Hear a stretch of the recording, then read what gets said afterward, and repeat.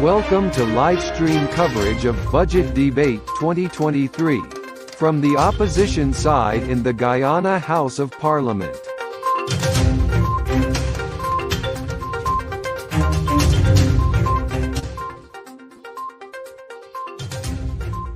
Members Gita Chandan Edmund and Priya Manichan would cover up. So when I look at them, then I would make a signal to the boys to cut these. And then when I see Bishop Edgehill, Honorable Member, and Honorable Gilta Shearer start fanning, I say, well, put it on. So, but we've tried I know the vents are aiming down at us, but there's an issue since the system was designed. And if we shut it off too early, we're going to damage the relays and wouldn't have a sit on. So bear with us in the dome. And yes, some people ask, is there any thought of going back to the original place? The clerk and I looked at that last year, and as of October, we're ready. We have one issue with the public address system. There is some amount of interference. It's an old entry-level system that has a frequency that is easily disturbed by other wireless systems passing. So we have someone looking within a week or two to look at that system and rectify that. But yes, preparations are being made. People like Honorable Member Ramson and Ben, they always complain about getting their knees hit every time they come in. But we've been a fabulous place, and the general public loves us to be here because of the traffic congestion downtown. So please bear with us, and again, our great appreciation to Minister Walron and at the Convention Center for the accommodation, especially over the past 2.5 years. Presentation of petitions, presentation of papers and reports, etc. Reports from committees, oral questions without notice, questions and notice. Honorable members, there are 3 questions on today's order paper, and these questions are for oral replies. These questions are in the name of the Honorable Member Jeremy Pereira, and he is here, yes. So, Honorable Member, you may now proceed and ask your first question. Thank you, Mr. Speaker. In recognition of the fact that the Minister who is supposed to be answering this question is not here, do I proceed? Let me just check online to see if Minister's online. So someone just check he's not online.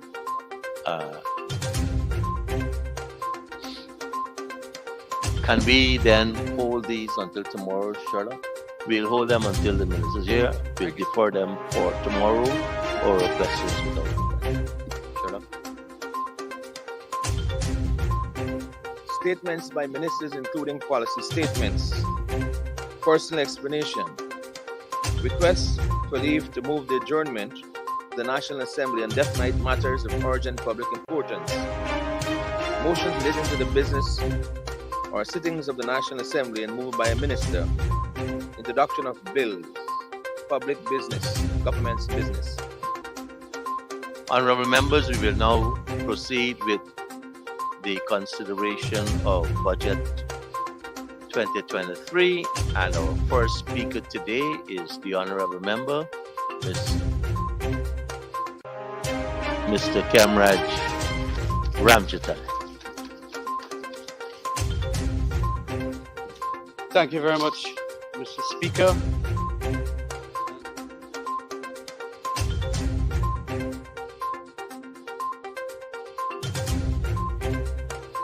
Mr. Speaker,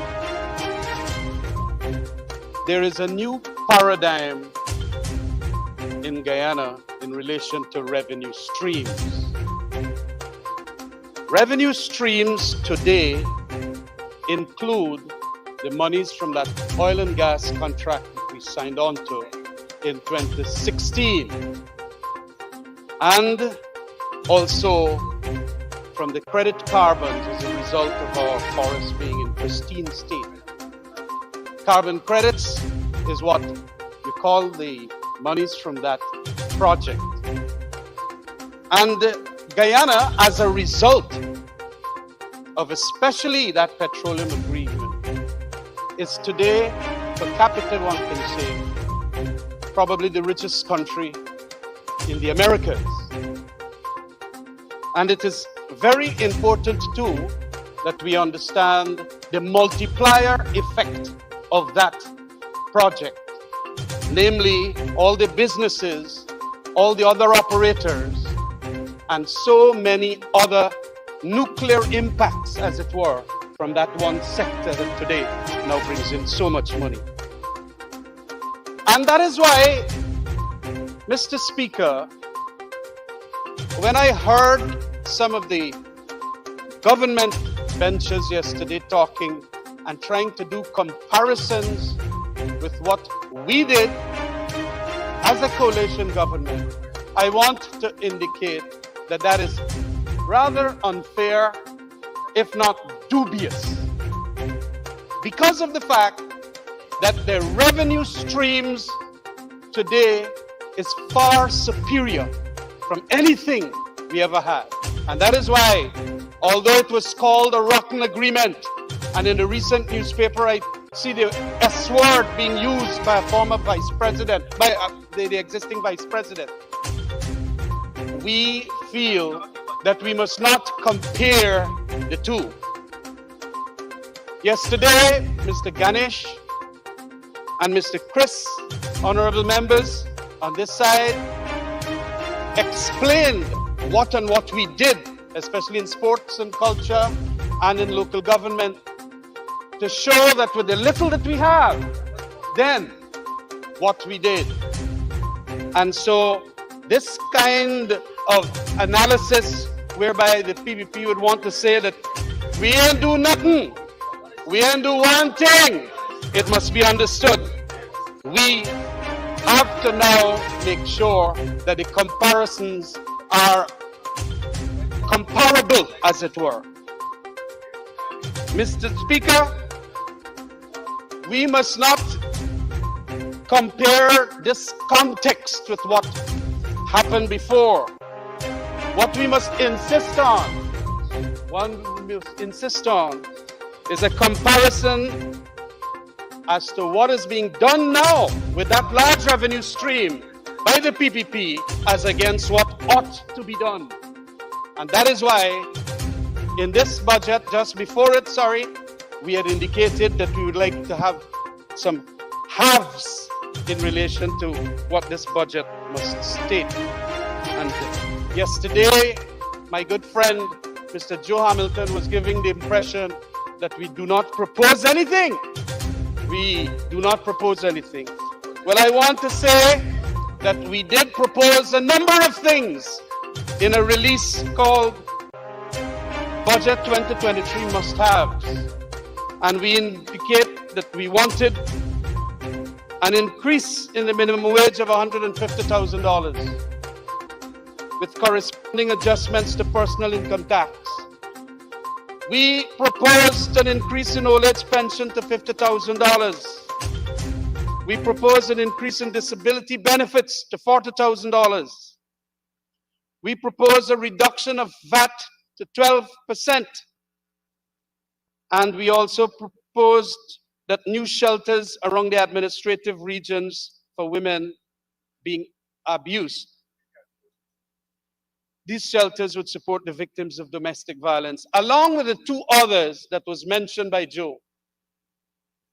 Mr. Speaker, we understand that in every budget cycle, you're going to have more and more now being spent. But it is not good enough to say that we have done this and exclude us from what ought to be done. And in the context of a Guyana in which, as the Kaichur News mentioned, 43% of Guyanese can't afford a healthy diet, 5% undernourished, and this is an FAO report. It happens today, and you can argue whatever you want, but the whole point of it is that it is not intellectual dishonesty. Look at them, look at them. We are saying that it is important to understand, even Mr. Speaker, this is why, you know, the give and take in a normal democracy is absent with that kind of attitude. However, the give and take in the House, though, is when you are going to quote the report and lay over for us, and quote the source.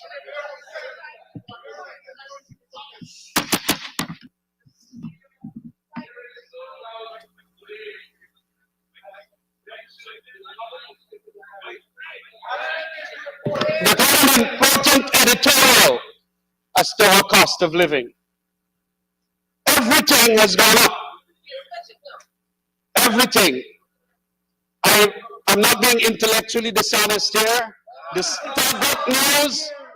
Stabrook News in an editorial indicated, please don't get so fired up, Mr. Finance Minister. Don't get so fired up.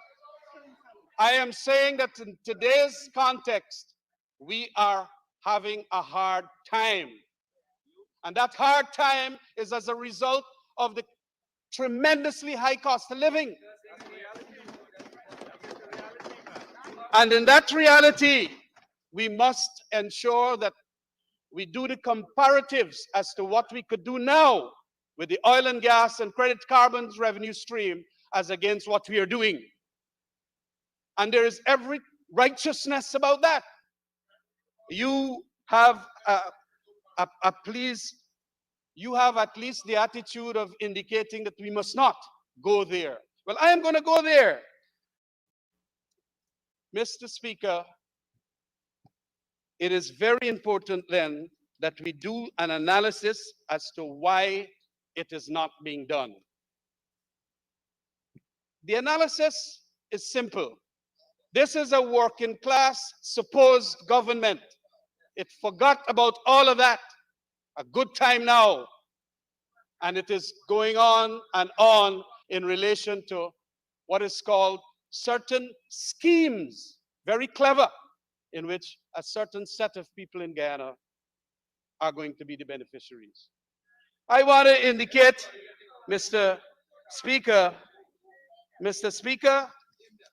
when you have the construction industry having so much money poured into it, when you have so much money being poured into the construction, rule of thumb, it is a certain set of contractors who are friends and family will always be the beneficiaries. Construction industry is going to Mr. Speaker, the heckling started very early this morning. But I am telling you that the construction industry is one of the epicenters of corruption. I will lay over the report of Transparency International 2005, which indicated that that is especially happening with oil resource countries. Some bites. I'm glad that it's biting you.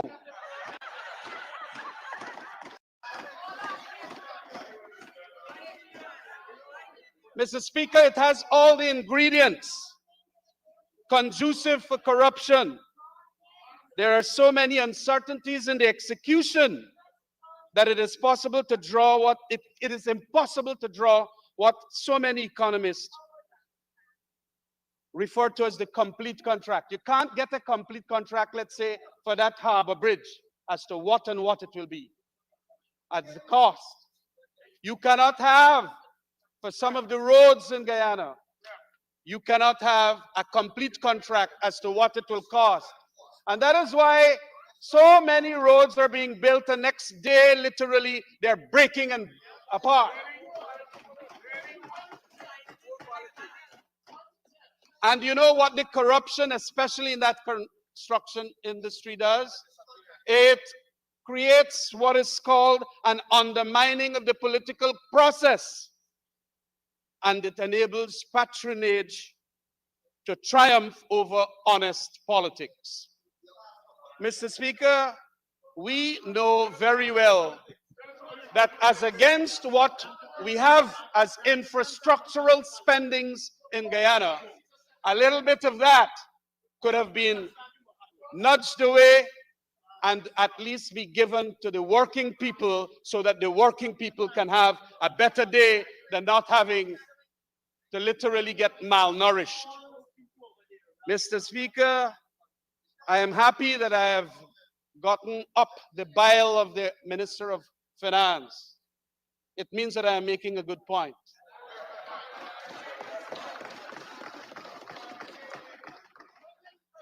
Mr. Speaker, it is all there. It is all there. And we're going to come to what is happening now. The EPA, the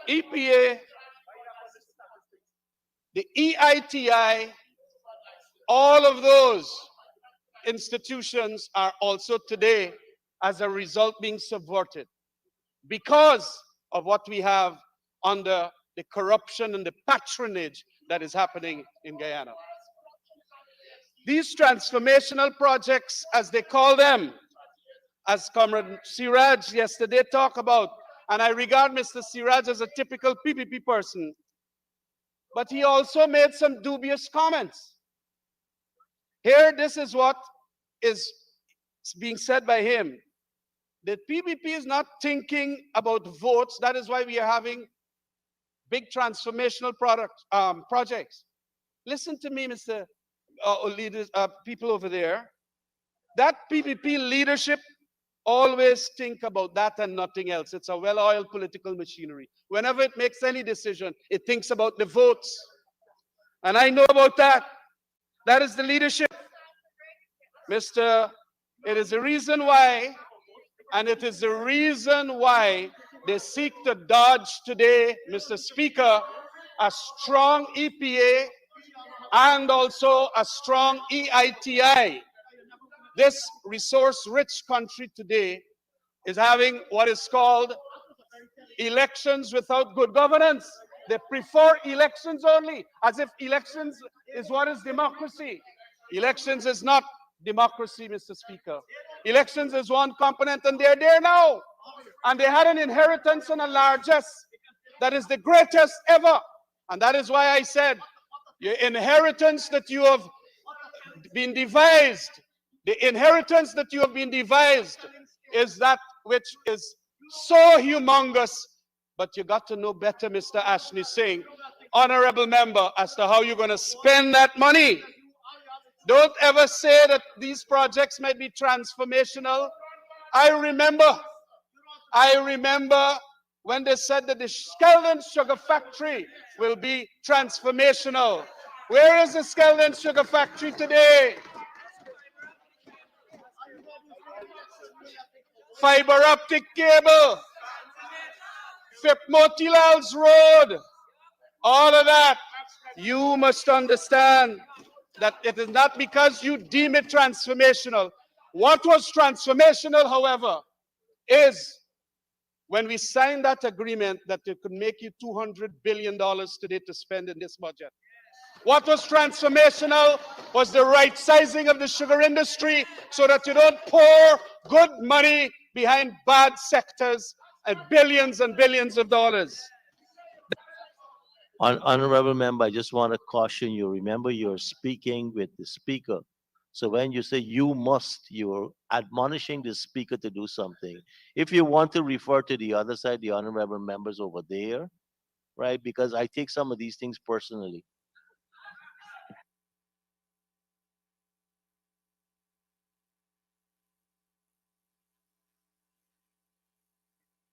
It is not a budget that I can support.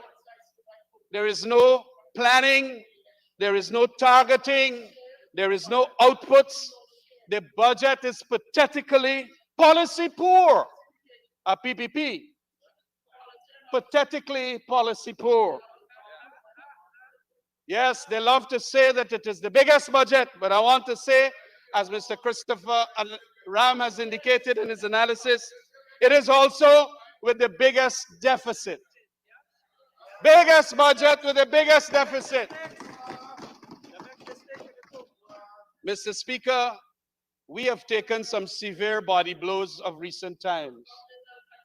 Severe body blows. I mean, you have Mr. Kwame McCoy, he was very slippery yesterday, and he walked with his own aisle.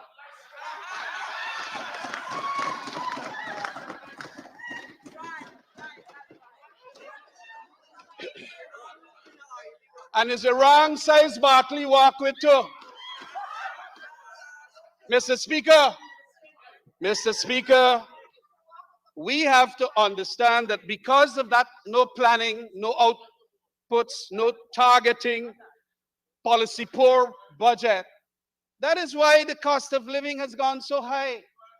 That is why effectively, compared to what the salaries and wages are, why it is that the people can't find what is called better conditions or standard of living.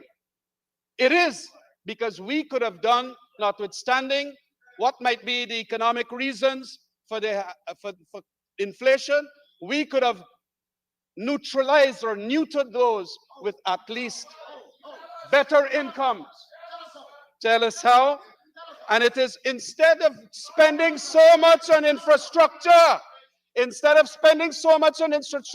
you could have given 5% more for the people of this country.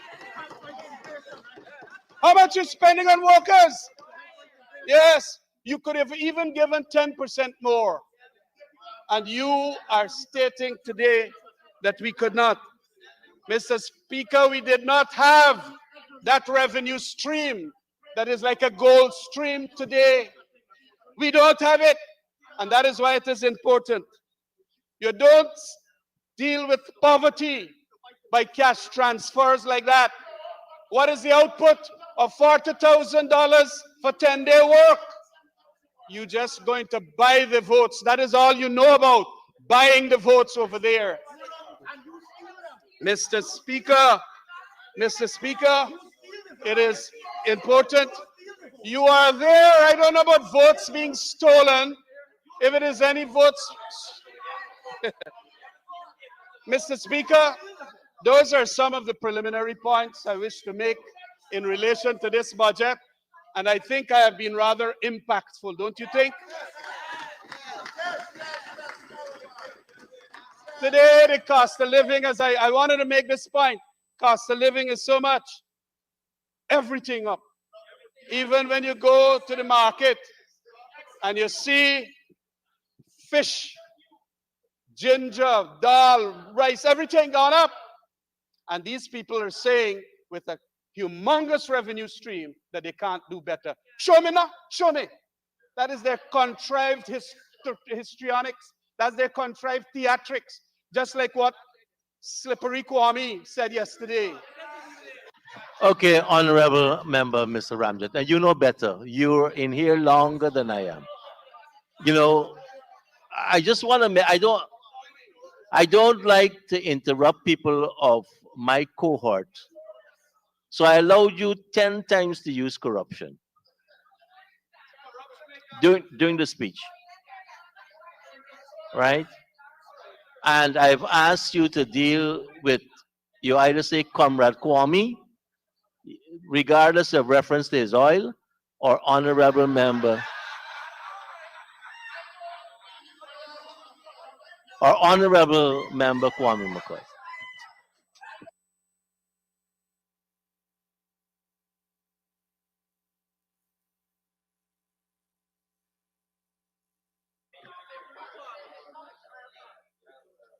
To spend so much money on sugar is pouring good money behind bad, Mr. Finance Minister.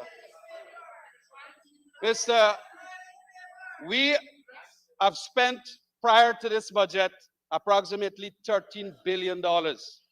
We are today going to spend another $4 billion behind sugar.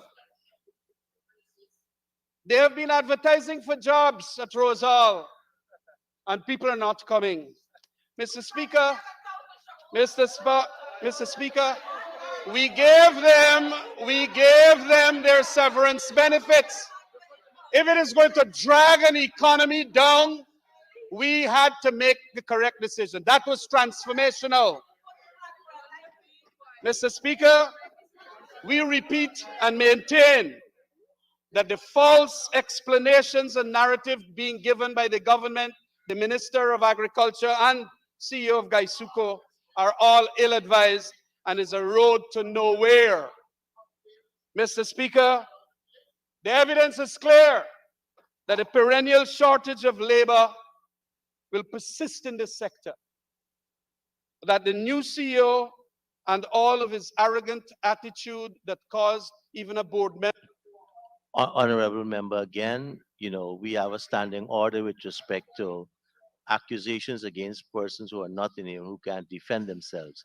But as we're on this point, let me just say I've given you an extra minute because of the interruptions, but you'll need a 5-minute extension so that you could conclude. But before I ask the Honorable... Sorry.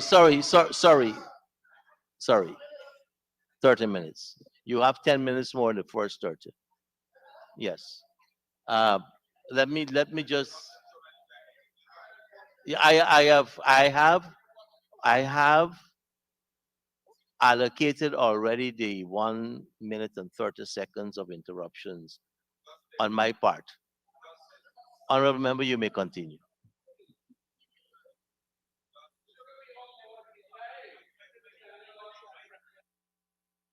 Sugar has been dying since we lost that preferential treatment. Moreover, our workforce is not trained. Our workforce is not trained beyond substantially a cutlass and punt mentality. That is not what the next generation in the estates have been telling me that they want.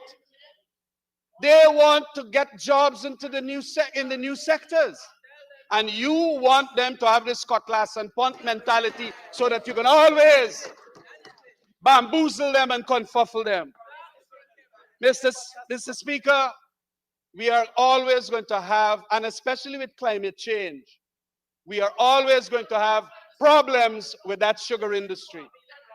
It's management, no workforce, GAU having strikes all the time, and you must now appreciate the transformational decision that was made to right-size that sector.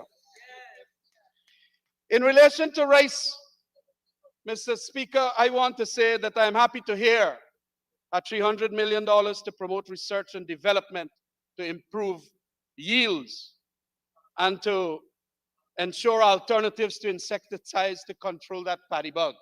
I come from the rice industry originally, and I know a little about it. But in relation to this, livestock and poultry, I dare say that I have seen a paradox here that I found in the statistics, which Mr. Zulfikar provided. We see an increase in livestock production and poultry production, but we see a reduction of milk and eggs. I hope that the minister is not a reason for that. Or whatever the reason for it, there must be major interventions for milk and eggs. Mr. Speaker, we have also fisheries, cage fishing, it's called now, cage fishing, brackish water shrimp farms, and all of that. Mr. Speaker, we must also do an analysis as to why all these fish sectors has gone into a decline. Mr. Speaker, we had a report that came out recently in which it is saying that it could very well be what honorable member was saying yesterday, so much environmental hazardous stuff being poured into the ocean.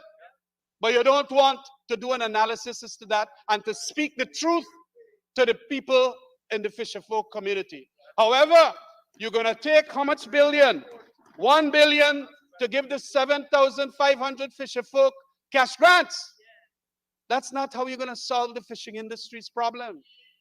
Mr. Speaker, these are what are non-starters in relation to what is called aspects of the agriculture policy. Forestry, you have indicated, Mr. Speaker, there are lots that could be done other than just handing out cash transfers. You should have gone and taken on Mr. Vince Adams to tell the Exxon people what they must not do. What they must not do. And that is, don't throw the water with the oil inside of the ocean. That is one of the reasons. But you don't want that. Now you're proposing and they want to dispose. You're proposing and they want to dispose. What do you think about the cash grants? Cash grants in relation to $349 million for this cage fishing and brackish water. Mr. Speaker, why don't you tell us who and who will be the beneficiaries of this cage fishing and the brackish water shrimping? Mr. Speaker, you're allowing them to interrupt all the time, Mr. Speaker. Mr. Speaker, they are always, Mr. Speaker, when you are going to do all of that kind of cash grants, 589 to 6,991 farmers, it is not going to go well with anybody. And especially when, as against another community, you do not raise the wages and salaries, especially of public servants. The other community, you know what I'm talking about. It is important that you now understand that some money should be put in there. Mr. Speaker, I want to indicate that the security sector is in disarray today.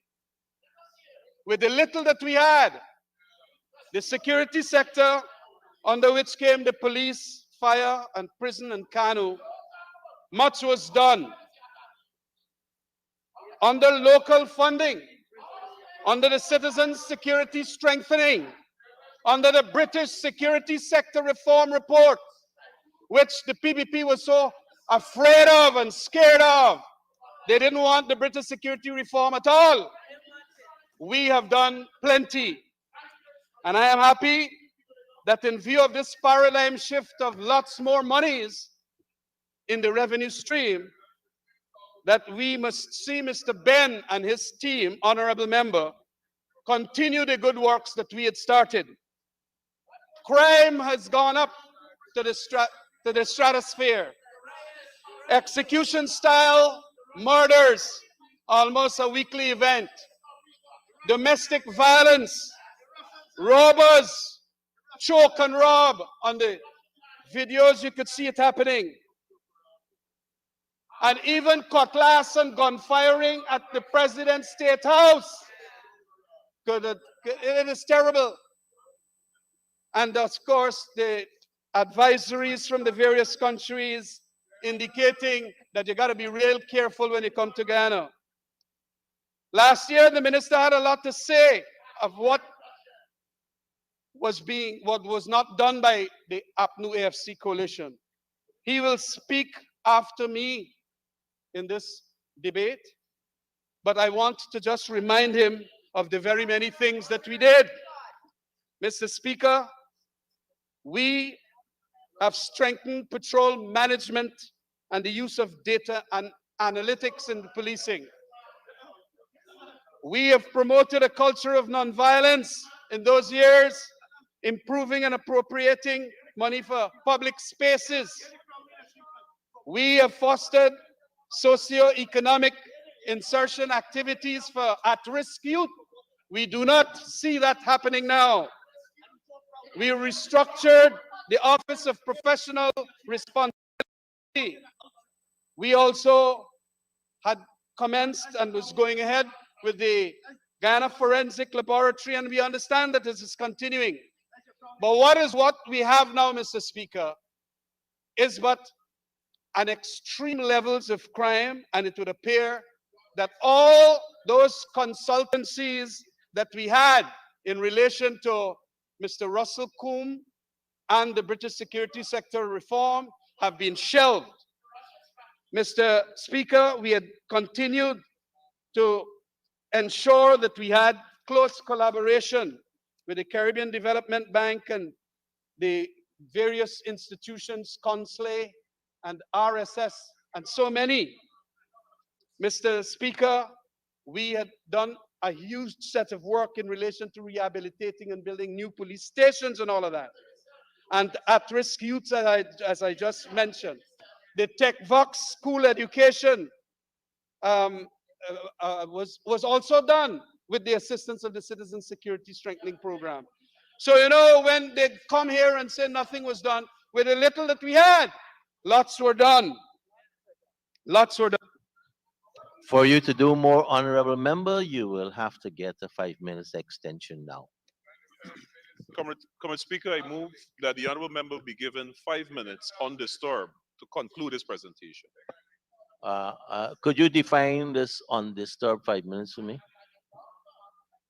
Honorable member, you may continue for the next 5 minutes towards your conclusion.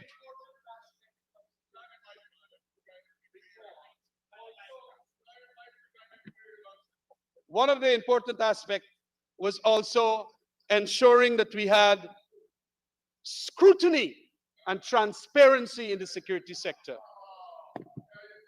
And it is pursuant to Article 119D of the Constitution, we are supposed to have what is called the Parliamentary Oversight Committee on the security sector. You know, since the start of this parliament, we have not had any meetings of that Parliamentary Oversight Committee. Mr. Speaker, when inside of our administration, I have the Hansard of the meetings. All the members of the various discipline services forces have been called there and cross-examined by Mr. Gill, Mr. Rohi, Mr. Berry Ramsaran, and also Mr. Hamilton. Hamilton was there, but you don't have it now. You don't have it now. Hansard will show Mr. Gentle being cross-examined, Silal Fasad being cross-examined, and also Courtney Samuels being cross-examined. What do we have today? That is why I'm saying that we have a governance structure in Guyana, the governance structure in Guyana that wants to avoid and evade and eschew. This is called our security sector from whatever. This was 2017 and 2016, yes. And in 2018, Mr. Gill asked that we go into the interior areas. We had to find from this committee monies to go take them to check on police stations all across the country. Today, they have made that thing dysfunctional. So we can't ask Mr. Hicken anything. We can't ask the heads and the deputy heads anything at all. And that is why today, that is a violation of our constitution and our standing orders. And Gail, Mr. Honorable Member, knows about all of that. Mr. Speaker, I just want to conclude by stating it is important that we take cognizance of what we had done in relation to preparing and planning for what is called this security sector. We had Mr. Russell Coombe and the British High Commission dealing with the work and a consultancy on maritime security and safety. It was a preparatory work for purposes of ensuring when the oil and gas stream comes on board, what it is that we have to do. And they did a magnificent piece of work in relation to threat assessments and all. The current threats at that point in time, around 2019, is the Venezuelan hostile action. They were talking about present and near future. Cyber attack targeting government department or agency. Mr. Speaker, significant fire, explosion, or other industrial incident at the shore bases and maritime facilities. Cyber attack targeting port facility.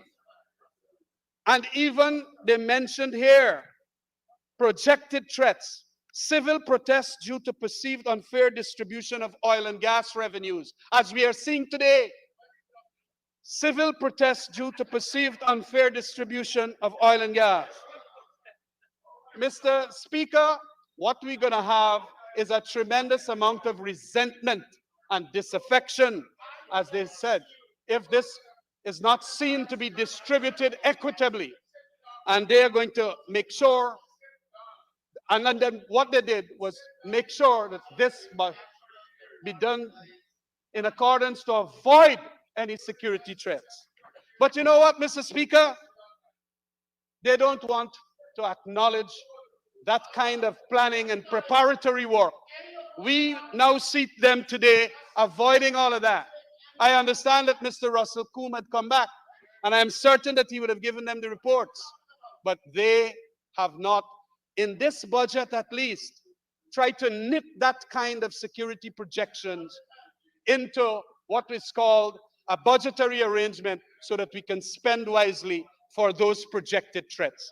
Mr. Speaker, with all of these that I have just spoken about, the preambular remarks on sugar and rice and all of that, it is important to understand you really cannot support this budget. You really cannot. It has all the hallmarks of that which is ensuring a disproportionate distribution of our oil and gas funding, oil and gas monies. And we are waging now a serious psychological battle as to the resentments that will be coming. We are in an explosive situation. Thank you very much, Mr. Speaker, for allowing me to make these points. Mr. Kemraj Ramjatan. Before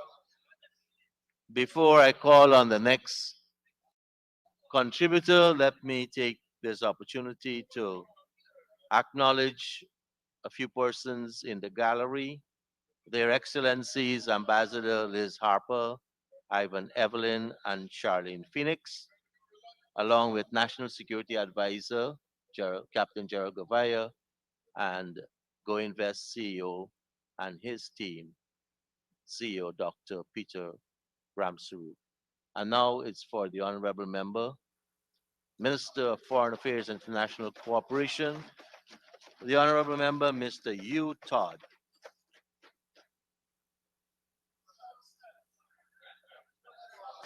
Thank you very much, Mr. Speaker. Let me begin by thanking my dear colleague and friend,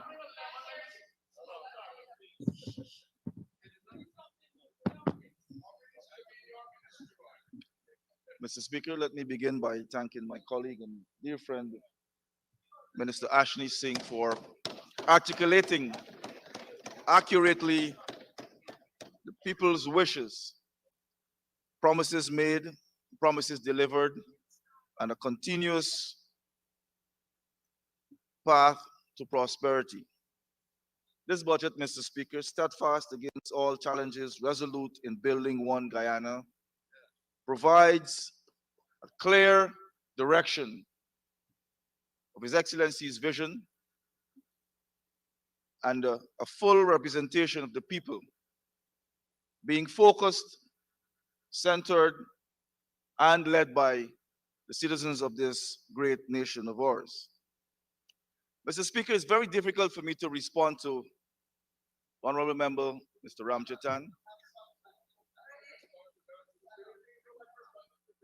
Everything that he would have proffered clearly shows the disconnect between the opposition and the people. I dare say that they're a resting opposition. Resting. They're at rest. And we believe in honesty and integrity. We believe in going to the people. We believe on administration based on having the people involved. Remember that slogan that you carried, honesty and integrity?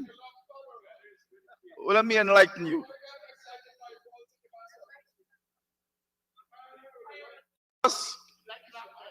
We believe in interaction.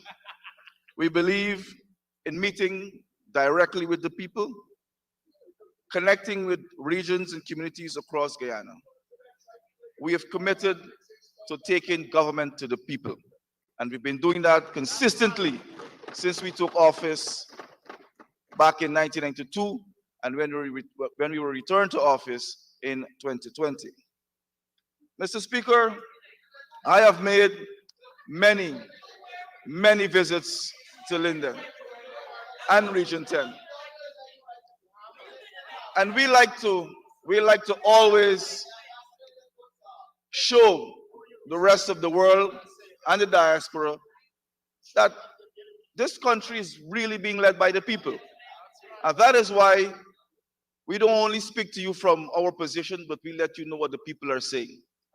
Mr. Speaker, if you would allow me, let me share with you and our honorable members on the other side and the people of Guyana and within the diaspora some of the responses that we got from the people of Linden and Region 10. And this is November 2022, very recent. Ms. Esther Benjamin, we're getting somewhere. At least the government is trying to lift the standard and give people opportunities. I like what the government is doing. It's good for Guyanese people. End of quote.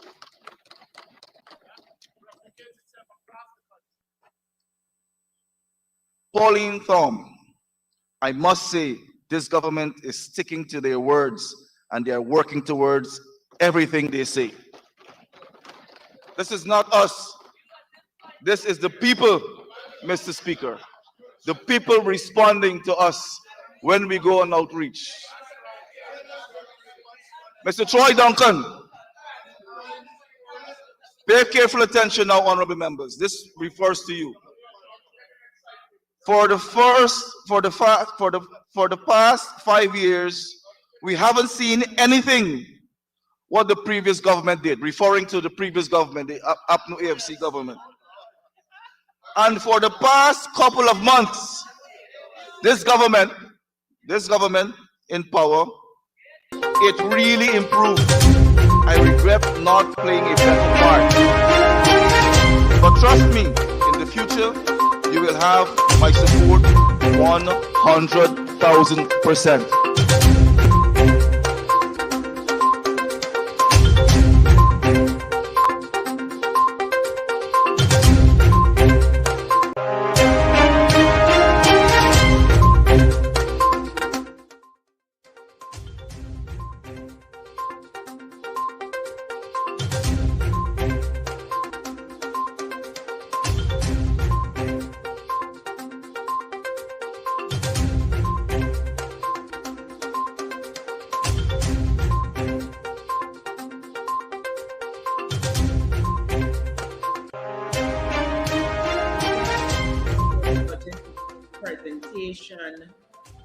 Today is day 2 of that debate session, and you would have just been looking at the presentation from our honorable member, Mr. Kemraj Ramjatan. And then he gave a beautiful presentation, talked about the cost of living situation, the agriculture sector, and much on the home affairs and security issues that we're facing. So we'll have a little talk with him in a few on what he presented there. Now, we listened to a powerful presentation last evening as we heard Miss Natasha Singh Lewis as she gave her presentation in regards to the sector of education, and she made beautiful contributions there. I want to welcome her to today's discussion as we talk a bit about what you presented last evening. And I know all of our presenters, you were all running out of time. You had quite a few interruptions during your presentation. So you have an opportunity now to talk to the viewers and share with us your parts of your presentation and whatever was left out. Thank you, Shanika. It's awesome to be back. First of all, it's awesome to be back in the National Assembly to represent the people. Most of us are coming back from our 6 months of suspension while we were out. The suspension did take a toll on all of us. But nevertheless, we will continue to champion our cause. The people would have elected us to represent them, and that is what we will do. Now, yesterday being our first day in the budget debates, my own reflection is that we have, at the end of the day, we have taken the PPP by surprise. When we left here last night, they were on their back feet. Yeah, and I just left the house after Honorable Kemraj Ramjatan's presentation, and I can tell you that their modus operandi for today is to distract us from making those recommendations. And it's something that we have to continue to do because as a coalition, the APNU AFC, we had a plan while in government. What we're seeing in this budget is the ad hocery in implementing things. There is no proper plan in place to show the Guyanese people what development is going to take place. And so every year since 2020, there's a budget, and every year it keeps getting bigger. This year is the biggest budget that we have experienced. What can we expect in education with $94.4 billion?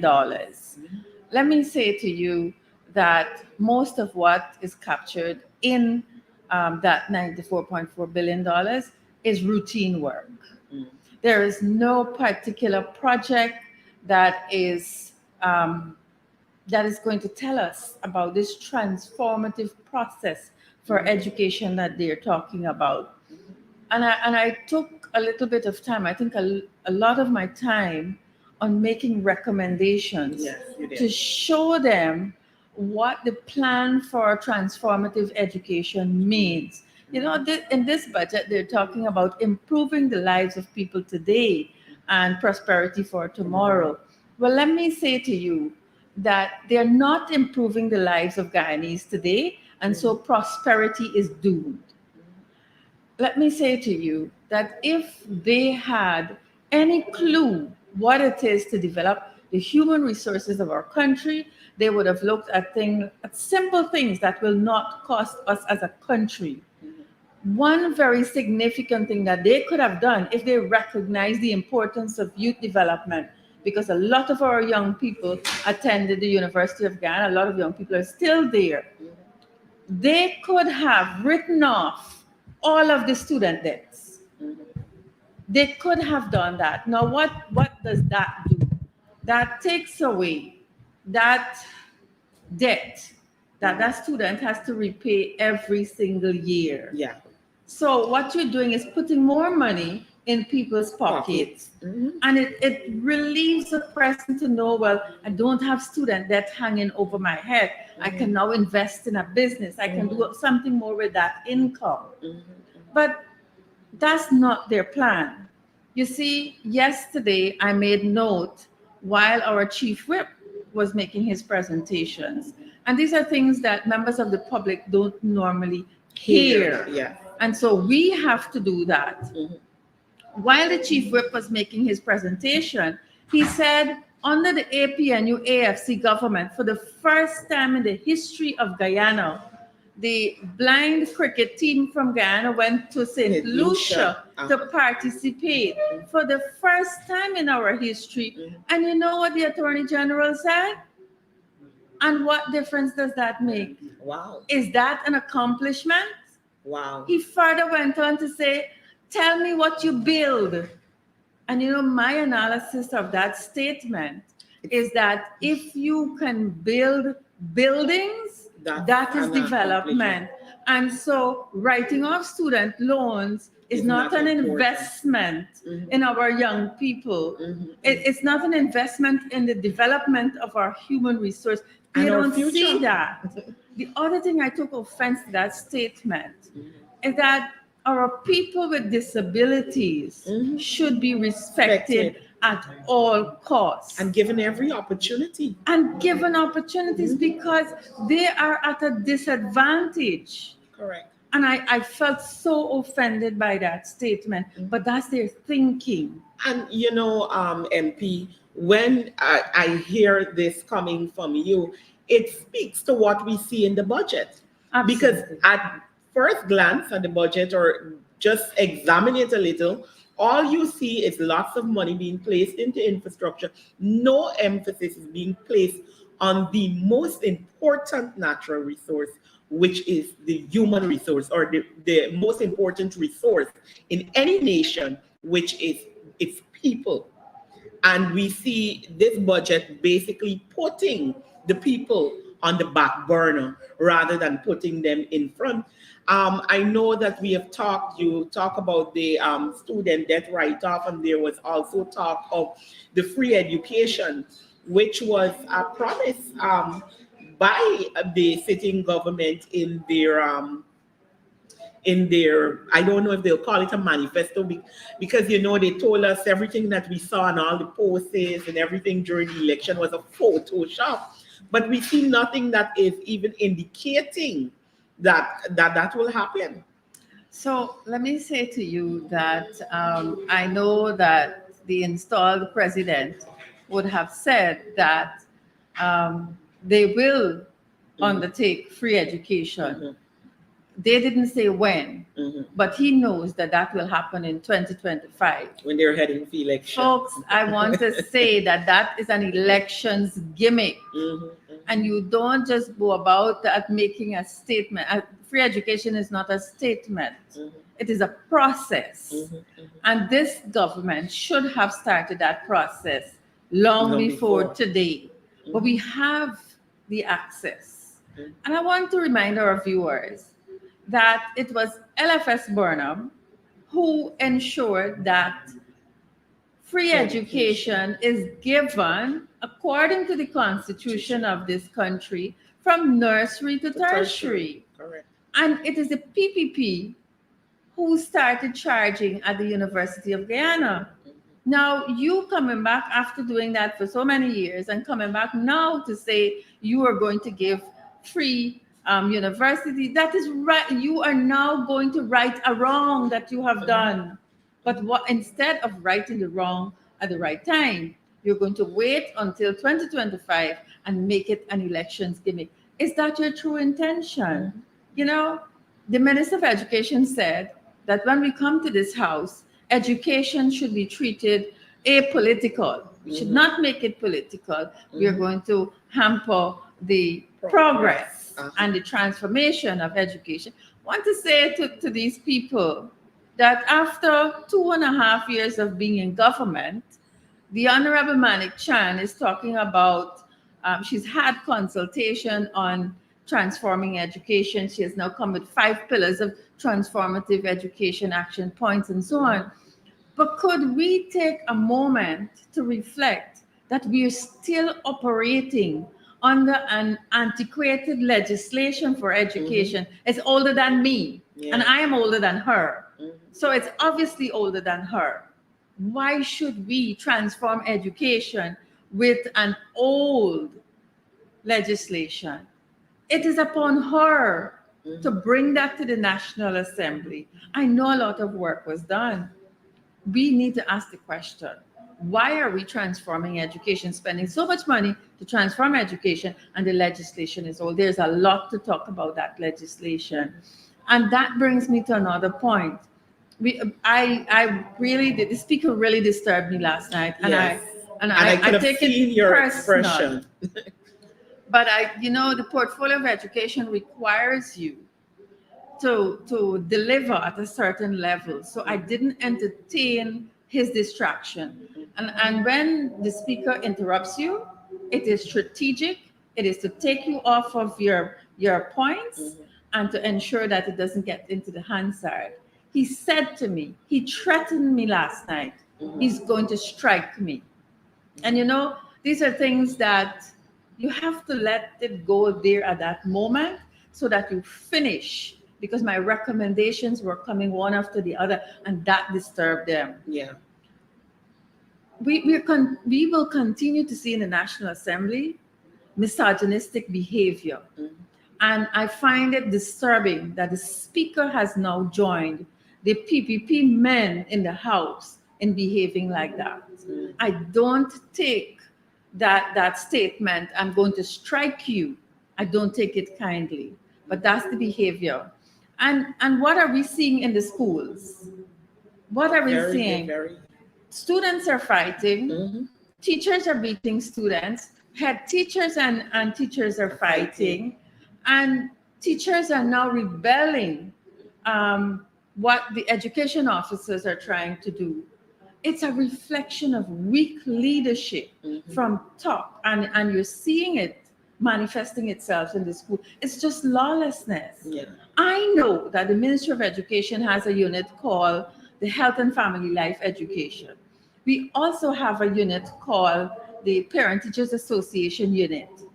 Now, if you have seen patterns of this kind of negative behavioral issues in our schools, aren't you going to take steps? One of the steps that I recommended, could the PTA Association work with our schools to ensure that they start having, because since the new semester, new school term started in September, there has not been PTA meetings. Yeah. Could we not engage the parents? Could we not listen to their concerns? But I have to say that we have to understand that parents, who are teachers and education officers too, are frustrated because of the high cost of living. And they're coming from home with that frustration, and you're seeing it in their place of work. We have to understand why this kind of negative behavior is taking place in our schools. But instead of finding out what's causing the problem, instead of addressing the socioeconomic constraints of our parents, teachers, and officers, and students, what we see, $94.4 billion is going to be put into mundane, routine actions, nothing transformative, but yet they're going to come here, make the point that they're doing a lot of work. Another area I touched on in my budget, when I looked at it, because I looked to see what is available for the poor, what is available for the disadvantaged. And I looked, there's a particular unit of the ministry, and this is very sad.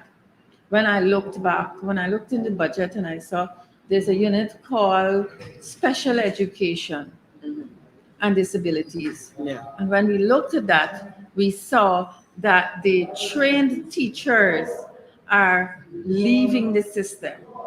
This is the unit that is geared to teach our children with disabilities, whatever disabilities they have to have a different curriculum. They have to have individualized plan, because every child's disability is different. Correct. And so we're losing our teachers There's no proper monitoring and evaluation for students. Mhm. There is no evaluation at entry at this point in time. I want our viewers to understand that we recognize that taking care of our people is going to result in a good life. And a better country. We ensured that children with disabilities were catered for. Yes. We started building the specialized center. There's one at Turkine, there's one at Schoonard.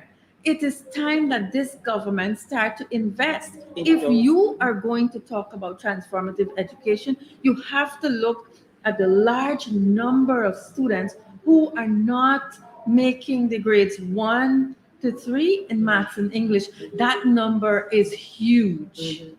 We've got to look at remedial sessions for those students. We've got to look at what we can do for the students with disability. I remember visiting Linden, and we met with a family where in that family there were 2 children with disabilities. One was blind and one had one was also, the other one was blind but not fully, and had some other challenges. And the mother, she talked about the difficulty having them attend school. And she talked about, I can't remember what was the name of the school that they would have gone to in Linden that would have helped in their special need cases. But she talked about at that time when we visited, which was, I think, coming down to the end of last year, where she said a lot of the money and programs were cut. So they were having difficulties. Even she said at some point it's it doesn't make sense sending them anymore because they don't have the teacher that usually taught them. They had issues, that teacher had left, no replacement was there. And that what you've just explained is clearly what she was explaining to us when we visited. And you cannot develop a nation if you're not looking into particularly the education system and the young persons we expect to be our future. You have a budget team that speaks about the future, but education, youth, these things develop your future. Yeah. And it is heartening. I know, I'm sure the speaker on the floor may soon be wrapping up, but I wanted you to touch on something that the general public is talking about a lot. I can't recall if I heard you talk much about it in your speech. I don't know if it was because of time, but there is some sort of allocation in the budget in regards to housing displaced students. I heard the minister particularly mentioning that in his budget presentation. Could you shed some light on that in regards to all these fires? And we know we've seen tents being put up around schools, etc. So I did capture in the opening part of my speech a couple of things. I spoke about the students in Mocha Arcadia who would have watched their house being destroyed, bulldozed, and they cried. And the media would have seen me holding one of them. Yeah. That particular child watched her father being arrested for being in the house. She watched her house being bulldozed. And so the concern that I have at this time is, when are we going to provide psychosocial support for those children? Because that is severe trauma. To watch that as a child. And we know that if you don't deal with childhood trauma, it turns out it comes out in adult life in different forms. And so I talked about that. I also talked about I actually paused in my presentation to beseech the Minister of Education to take the David G buses that we have in Region 4 in Georgetown and lend some assistance to the parents of Christchurch Secondary, because we would have all known that they've relocated Christchurch students on the East Coast to CPC, and that's quite a distance. It's an additional passage for those students. And so I asked, I'm not sure if she will pay any attention, but I have to say that they are least concerned about the economic burden that they're putting on parents, on the general population, because that's not their focus. building buildings, hotels, and so on, and those kinds of things are what they are focused on. I also, I really like what you said. You shared the experience of what's happening in Linden. But let me tell you a live experience that took place 2 weeks ago. There's a teacher at a nursery school that has two children. The older one is in nursery school, and the other one is still a baby, less than a year old. And she has had to deal with domestic issues. And so they reached out to me and asked, Miss, what can we do to help Miss? Miss is suicidal now. Miss is not coming to school. Now, Wow. if we are concerned about our teachers, all of us coming out of COVID, we should have a formal evaluation system in place for our teachers. They are responsible for teaching our children, and so their mindset is important. You know what? I said to the HM, I said, please take Miss to the Linden Hospital. I made contact with Georgetown Hospital, and they said that the psychiatrist is going to Linden tomorrow. I later found out that a psychiatrist from Georgetown travels all the way to Linden 1 day per month. Wow. Fortunately, I was able to get that teacher to see the psychiatrist that day. You know what that turned out to be? The psychiatrist would have given medical treatment, but she also recommended psychosocial help. So the teacher has to get counseling. Therapy has to be provided. You know what happened? That therapy is not available in Region 10. That teacher has to travel all the way to Region 4, to Georgetown Hospital. Now, we would have sat in this assembly and passed the mental health bill that says in every community where there is a health facility, you will get the support. But they don't care about the people of Region 10. So the teacher will have to pay about $3,000 every time there's a counseling session. She has to leave school to go and do that. Is that how we are providing a good life for our people? Is that how we're improving the lives of our people?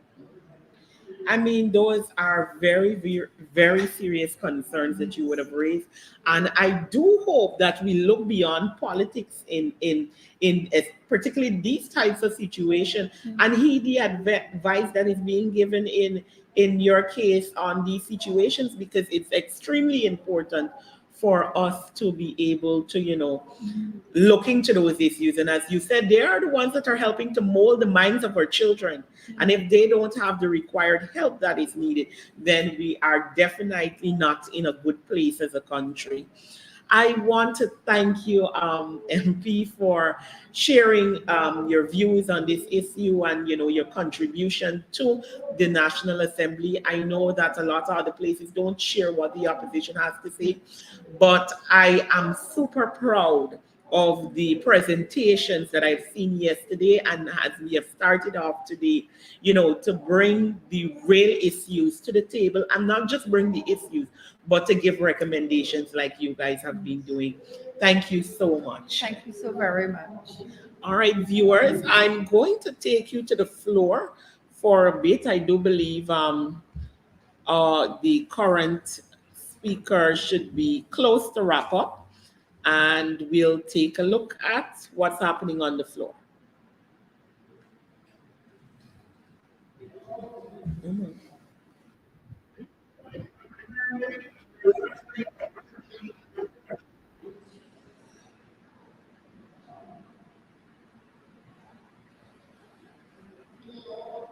Speaker,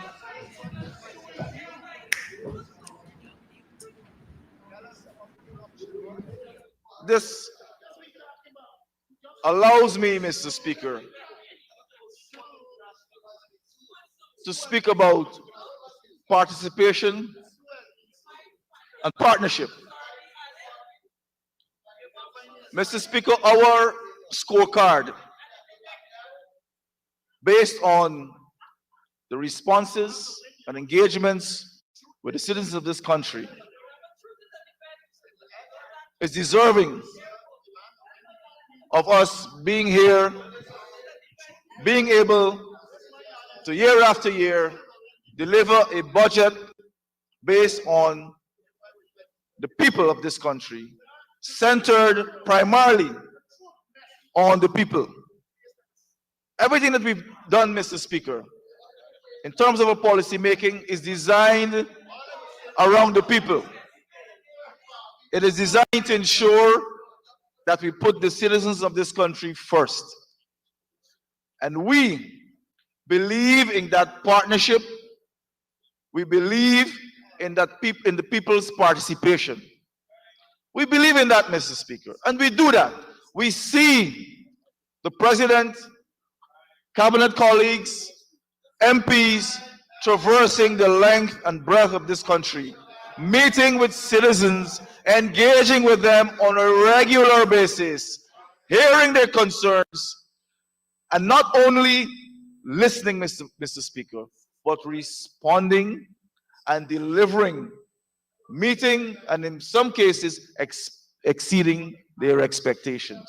Honorable member, you've exceeded the first 30 minutes a bit, so you'll have to get someone to give you an extension to conclude.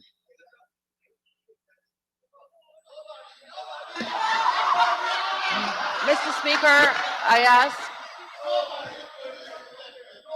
respectfully ask that the honorable member be given 5 minutes to conclude his presentation. Thank you, Honorable Minister of Foreign Affairs. You may continue for 5 minutes and conclude. Mr. Speaker,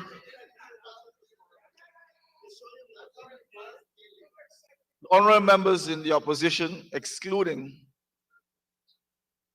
the Deputy Speaker, been trying to chide me on to speak about foreign affairs.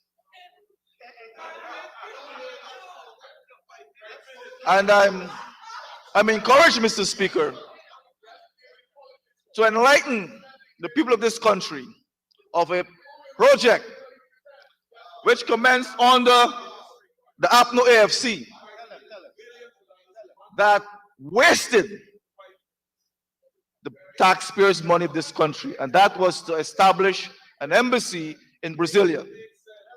Mr. Speaker, I have a document here, and a report from the Ministry of Foreign Affairs. This is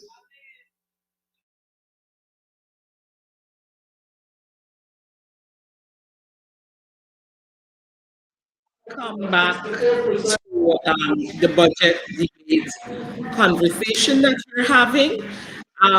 We just had a beautiful conversation with Member of Parliament, Natasha Singh Lewis, who is covering education, and she was able to give us a bit more insight on her presentation. With me, seated at the chair today, is Mr. Elson Lowe.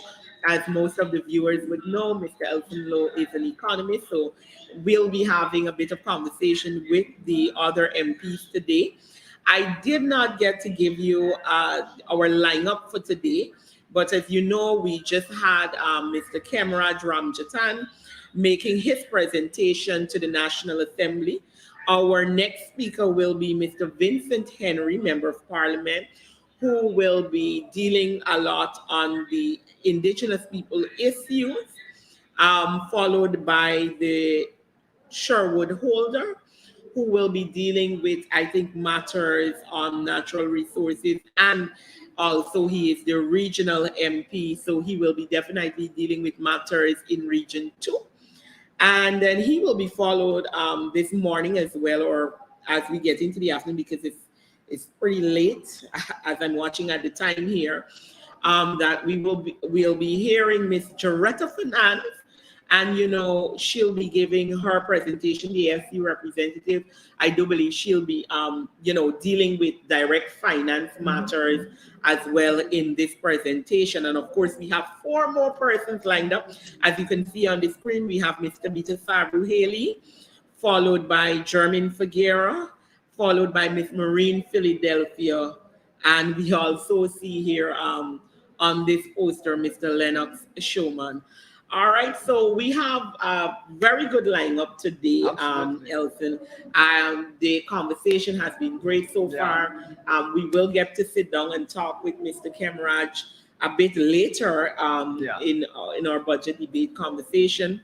Yeah. And he gives a powerful presentation today. He talked a lot about, the country being one of, and it's something that you constantly say. You got to talk about it. The country being probably the richest country because of oil in South America. At least, And this is what we're seeing in terms of a budget. Your take? Well, absolutely. It seems that the PPP either intentionally doesn't want to recognize the potential that Guyana has or doesn't have any idea of what's going on.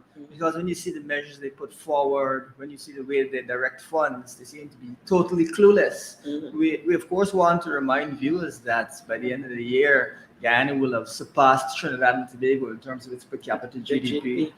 And that as much as you might see the vice president going to Dubai, going to these other places, we have more oil per person than those places. I think that's one of the points that Mr. Kemaraj made in his speech today. And, it is important for Guyanese to understand that. And he also hammered in the point of the cost of living, the fact, and I saw in the comments some person saying, oh, but cost of living is used all over the world, but we keep saying this. Not every part of the world has the resources that we have to mitigate cost of living. Yeah, absolutely. Not every part of the world produces oil. Of course, we know there was a high oil price. Hold 1 second. I see something happening on the floor there. I see the opposition leader on the floor. Let's hear what's happening there quickly.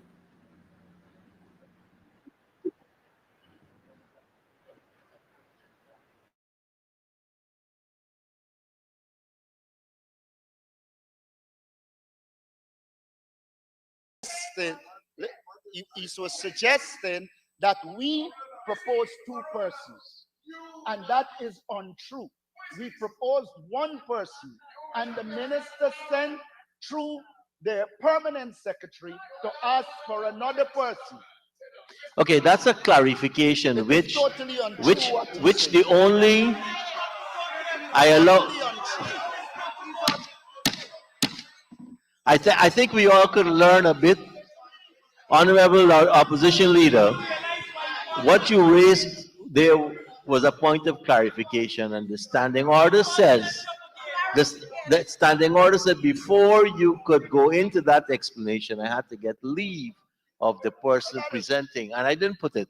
I allowed you to go, but I thought you were going to say he was imputing improper motive on the honorable member who shadowed him. Honorable member, you may proceed. I'll give you back your 1 minute.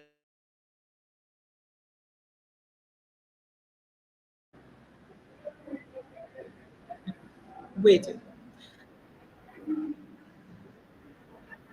All right. So I didn't really get because of course we were having a conversation what the issue there was or what was I think it was a matter of fact the opposition was trying to clarify that something that may have been incorrect was put forward by the speaker at the time. I believe that's you, Todd, the Minister of Foreign Affairs. Well, for the Ministry of Foreign Affairs, as the bits and pieces I have gotten while we were here, I really didn't hear too much on foreign affairs, which is a feature in most of You're the second presentation. person that told me that for the morning. Well, you see, I'm not wrong because I have been listening in and out even as I'm sitting here, and clearly a lot that is being said. But we were on the point of we're talking about Guyana's cost of living in Guyana and the mechanisms that could be used. Yes. Well, the thing we always want to help viewers to understand, and I say often, I have a Facebook show, The Lowdown, on Saturdays from 7 to 8, is that we've got to understand oil the way that we understood rice, the way we understood sugar, the way that we understood bauxite, because it's really come to dominate the economy in many regards. And the thing is, which all Guyanese should really get a grasp of, when the oil price is high, yes, you have costs of living woes, it's painful at the pump and so on, but we are also making lots of additional money because the price is high. And so what that means is that, as an example, last year, when you saw the price through the roof, people were complaining about the price. It was very difficult. The country made an excess around about $60 billion of revenue that it did not even anticipate that it would make. Now, when they come to us with a measly $5 billion for cost of living mitigation, and we know that they made $60 million they didn't expect to make, the question has to be asked, why aren't you putting those additional revenues towards the cost of living mitigation line item? I mean, at least 5%. I mean, something that, you should at least be putting a significant share. Yeah. Because, of course, this is not money you counted on, ever expected. So those are, I think, some of the things citizens have to be aware of. Even though I know that they're very frustrated as to the cost of living issue, that is also something to be aware of. All right. So, it's important for our viewers to understand that part. As much as the world is experiencing it, we are benefiting from it. I see on the floor our MP, Vincent Henry, starting his debate. Let's listen in. Absolutely.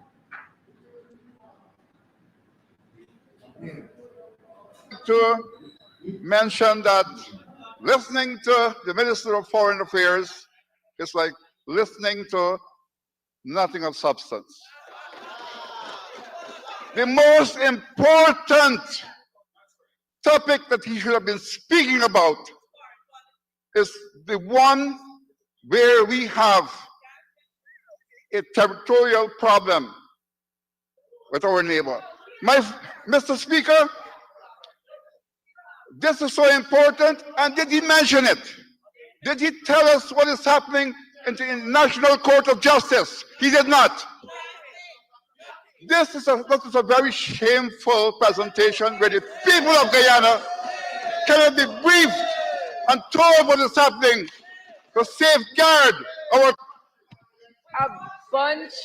Honorable member, I have every budget debate circulated the words, and shame, and I'm hearing cries of shamefulness and nonsense. All of those are on Parliamentary. Come on, you have to withdraw it. Okay, I'm so advised, I withdraw, Mr. Speaker. Mr. Speaker, I would like to ask or propose that the Honorable Todd goes back to a foreign relations, foreign policy school. Mr. Speaker, first, please allow me to express my sincere condolences to the people of Caneview, Mocha, who faced the wrath of the PPP's hurricane apartheid, mixed with a big dose of dictatorship and tempered by ignorance in conflict resolution. The pictures and videos of the police pressing an African woman down in the mud and children in tears while their homes were being destroyed will be vividly remembered when Guyanese go to cast their votes at the next general and regional elections. Mr. Speaker, Guyanese will also not forget the likes of Sue and men in the engine room of the PPP who feast on the largest of Guyana while the poor are relegated to poverty and as a way of life. We remember the statements, Sue is my friend. He looks after everything. He looks after everything. And Honorable Todd just said just now that y'all believe and y'all practicing honesty and integrity. Remember Sue.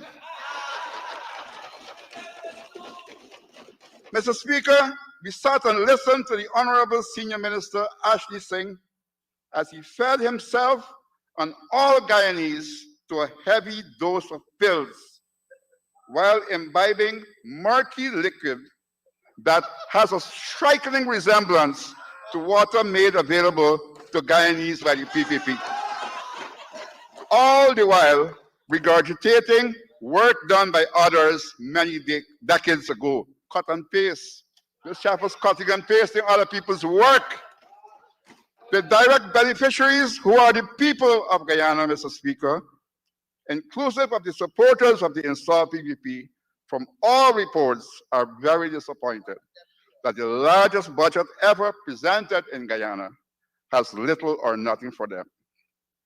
Mr. Speaker, the deep feelings of disappointment is shared by non-supporters and supporters of the PPP. On my way here this morning, the taxi man told me that this budget, they were expecting so much. They were all hyped and, feel this is the best we're going to get something out of it. And he said that what he has noticed is that this is the worst budget he's hearing about here. And it has nothing for the people of Guyana. And he said that what used to happen under the Abdul AFC was indeed well done. And today is worse, he said. And that is where the people are talking. The people are speaking. The people in Guyana are speaking. But you are making up your own stories. Where is Mr. Honorable Todd? Mr. Speaker, all of this with the largest budget. A budget, Mr. Speaker, that is beefed up largely by proceeds from a profit-sharing agreement made possible by whom? The APNU AFC when in government. So you're using what we did to now show off for the people and still punishing the people. Mr. Speaker, the Honorable Senior Minister of Finance detailed that carbon credits amounting to US $750 million have been agreed to be paid by Hess Guyana Exploration Limited over a period of time. He further stated that an amount of 15% of this amount would be allocated to the development of indigenous peoples. Mr. Speaker, while we welcome this initiative, it would be remiss of me to not detail the transgressions that occurred during the process, or perhaps lack of due process, culminating in this decision. Mr. Speaker, it boggles my mind to know that the indigenous people, the true owners of the forests that allowed us to have carbon sequestration and carbon credits for sale, were not allowed to have free prior informed consent with regards to the ART process, ART. I note that an attempt was made to whitewash 2-hour meetings in certain communities as meaningful consultations. How can anyone go through the entire process of meaningful consultations and then reach an agreement with regards to ART process in 2 hours? Further, most of the people of the hinterland speak English as a second language. Mr. Speaker, then we were told that the National Two-Shops Council at the last NTC gave its consent for ART TREES. This is the abbreviation for Red Plus transactions. And you don't know what is ART either, so keep quiet. Sorry, Honorable. Again, anyone who attends the NTC conference would know that it is impossible to meaningfully have FPIC of the ART-3's process due to the limited time available. Mr. Speaker, to make matters worse, many knowledgeable persons pointed out that the NTC cannot legally give consent for sale of communities' carbon credits. The Amerindian Act allows the British Council to make decisions, and the British General Meeting, British General Meeting being the final arbiter. Mr. Speaker, so now we have a half-baked agreement that may very well be challenged in the courts. And that is what the PPP is always doing, Mr. Speaker. Half-baked stuff, half-baked roads, half-baked of everything. Mr. Speaker, in my speech in Parliament on full insurance coverage in case of an oil spill, I advocated that ExxonMobil should make payments to the indigenous peoples directly, and that these payments should be made to the National Two-Shops Council. With this in mind, Mr. Speaker, Guyana Action Party proposes that there be an agreed estimate of the amount of carbon credits available for sale by the hinterland communities of Guyana. And instead of the 15% of income unilaterally assigned to the indigenous communities, an agreed upon estimate should be paid instead. It must be mentioned that in a recent court ruling, the court pronounced that the indigenous peoples of the Upper Missouri are entitled to ownership of their ancestral lands. This would allow the indigenous people and the people of the hinterland to reap benefits from their care of the environment and encouraged to continue to do so, knowing that benefits are available. Mr. Speaker, before the proposal, the NTC should strengthen its administrative capacity and consult with hinterland communities who are the true owners of the carbon credits. Then the true beneficiaries and real owners of the carbon credits would lead the way for a sustainable and beneficial developmental agenda. Mr. Speaker, it's my understanding that carbon credits can be traded on the international market. So what is wrong with involving the indigenous and hinterland peoples in this trade? Mr. Speaker, in this process, it will be good to discuss the suggestion made by Mr. Sidney Allicock, former Minister of Indigenous Peoples Affairs, that there be established an indigenous bank in which all monies for indigenous development, especially from such things as carbon credits, can be funneled. Mr. Speaker, in my last budget speech, I read the salient part of the Auditor General's report of 2014, which detailed the abuse of the Amerindian Development Fund by the PPP's Ministry of Amerindian Affairs. I will not get into that, but you can research it on the Auditor General's report in 2014, where $1.2 million cannot be accounted for. Apparently, it was used as a slush fund. Honorable member, I said abuse, so you're imputing that particular minister abused the fund. I don't think the Auditor General used abuse, so don't misquote him. Indeed, Mr. Speaker, the word abuse was not used, and I withdraw it. Thank you. Mr. Speaker, we have a number of recommendations that we can make about the whole carbon credit sale, etc.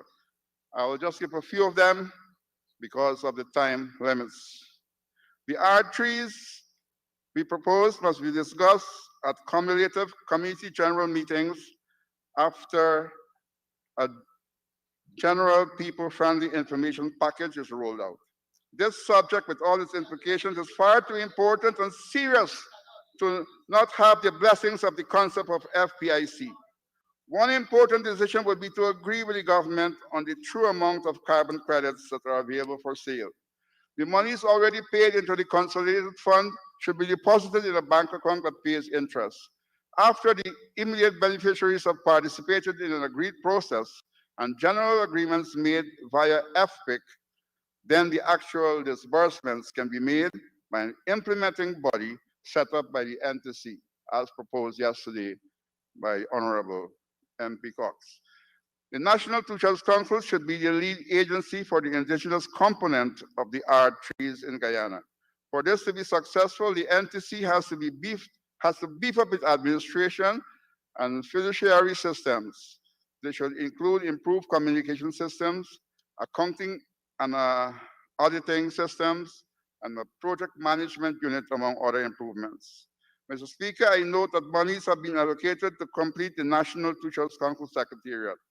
One must note that a secretariat could not have been possible if lands were not made available.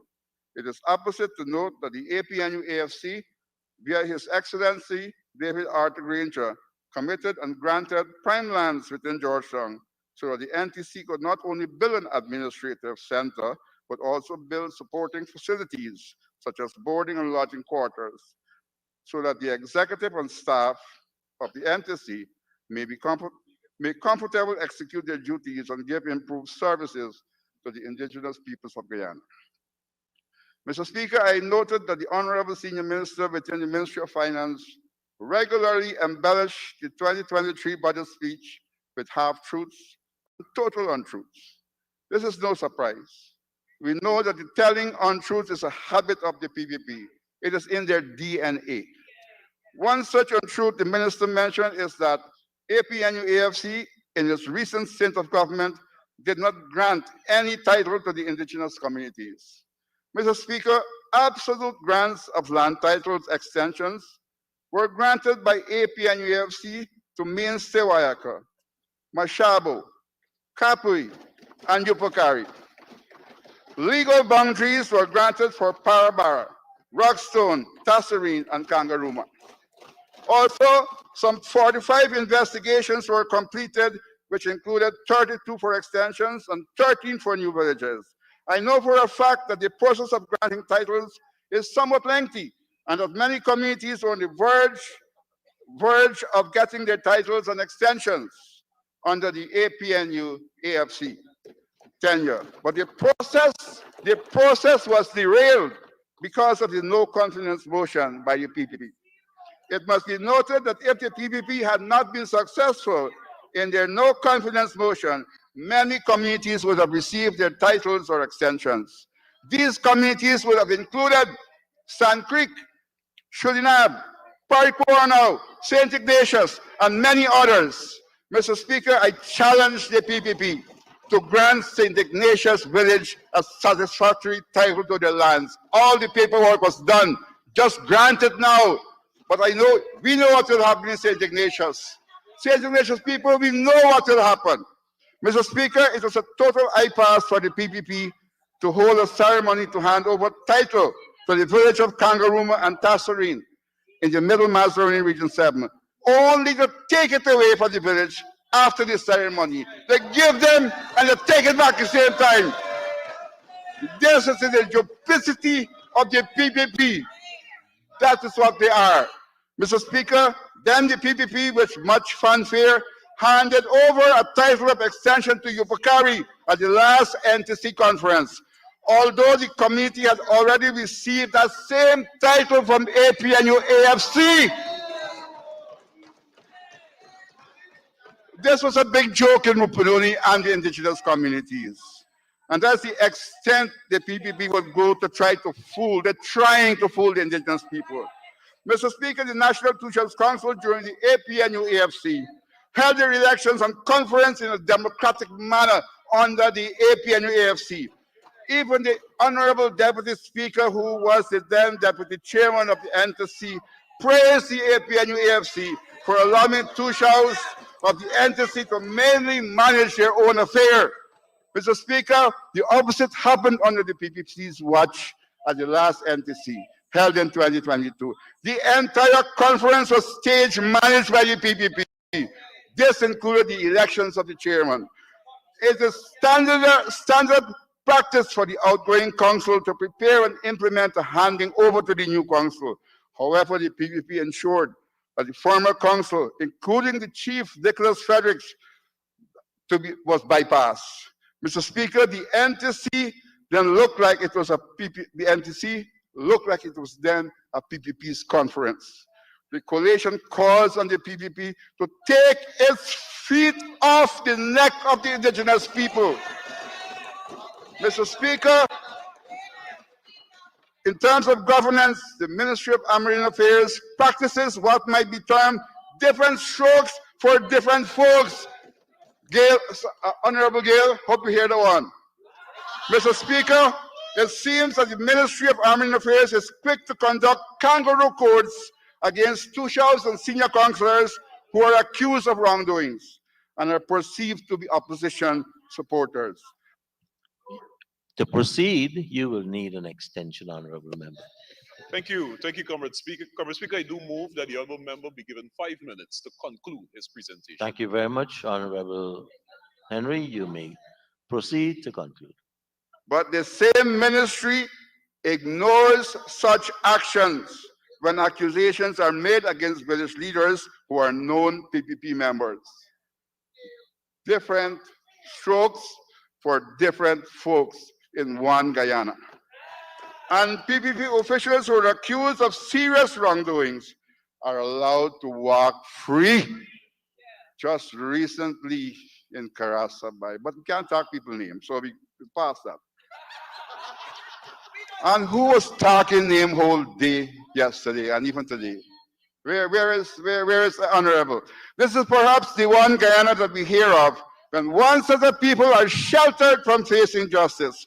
Mr. Speaker, another untruth spoken by the Honorable Minister of Finance was that the APNU AFC stopped training of indigenous youths when assuming government in 2015. And you hear from all of them that they like to tell untruths.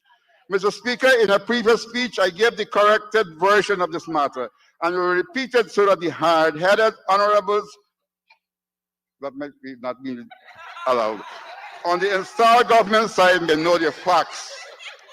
In 2015, APNU AFC, Ministry of Indigenous Peoples Affairs, found that the PPP's cabinet had instructed the then acting permanent secretary to cancel the check that was prepared to pay the CSO, thus causing the discontinuation of the CSO's program.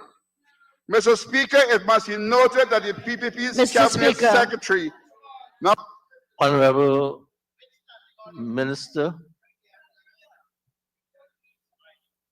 Mike. Mike, I'm not hearing. I wish to remind the House that in 2015 August, Honorable I Minister, stated, Mr. Speaker, I stated the standing order.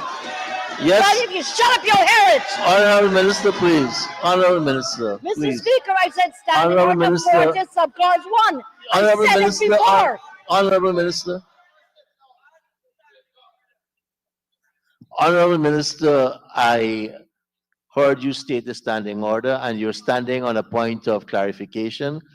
For you to proceed, I'll have to get the leave of the current standing person on the floor. Honorable Mr. Henry, so that the Honorable Minister can make her clarification. Honorable Minister, I won't be able to. In the Go ahead, recording, we Honorable say Speaker.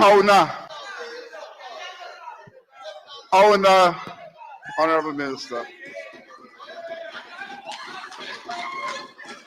Mr. Speaker, it must be noted that the then PPP Cabinet Secretary who signed the letter for the cancellation of the check is now a minister of the government and recently spoke. So, Mr. Speaker. Mr. Speaker, point of order again. Honorable Minister. The honourable member is continuing misrepresenting an issue. Although he has refused me to speak, Honorable. I am raising it a second time on the standing order 40 clause 1. Honorable Minister, I'm sure the version from the government side will be presented when the next speaker speaks. Honorable Mr. Henry, you have a minute to conclude.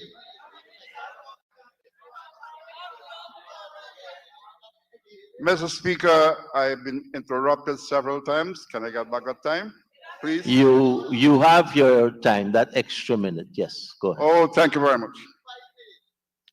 So, Mr. Speaker, whenever one hears the PPP speaking to the contrary, one can and must come to the conclusion that telling untruths is part, again, I repeat, of their DNA. And whatever they say must be taken with a strong dose of cough syrup or something or the other. Mr. Speaker, also the training of some 2,000 CSOs in multiple life skills, inclusive of entrepreneurship, was done by APNU AFC. And presentation was being made to, preparation was being made to double this to 4,000 when we came out of office. Using an improved curriculum, had the PPP not manipulated someone to launch a new confidence motion against the caring APNU AFC government. Mr. Speaker, I'm talking about the training of hinterland youth. Can the Minister of Army Affairs list the names of hinterland youths that's been facilitated to get training and employment in the oil and gas industry? Or is it that the Minister of Army Affairs feels that training and jobs in the oil and gas sector are not for hinterland youths? Mr. Speaker, another vexing issue is the PPP's seeming policy of placing square pegs in round holes. In a recent questioning of estimates, I raised the issue of a somewhat strange phenomenon that has been affecting many students in the secondary schools. It must be noted that the PPP members of Parliament laughed in a mocking manner when I raised this serious issue. Mr. Speaker, one such episode happened just a few days ago at the St. Ignatius School, when some students displayed paranormal behaviors during school hours. To date, the Ministry of Education is yet to make any comprehensive attempt to mitigate this serious problem. One is forced to question if the PPP is waiting for a death or deaths to occur before taking actions to find remedies. Mr. Speaker, in the absence of the Ministry of Education voice and a requisite solution to this troubling problem, please allow me to make some recommendations. I trust they'll be finished in about 15 seconds. Thank you.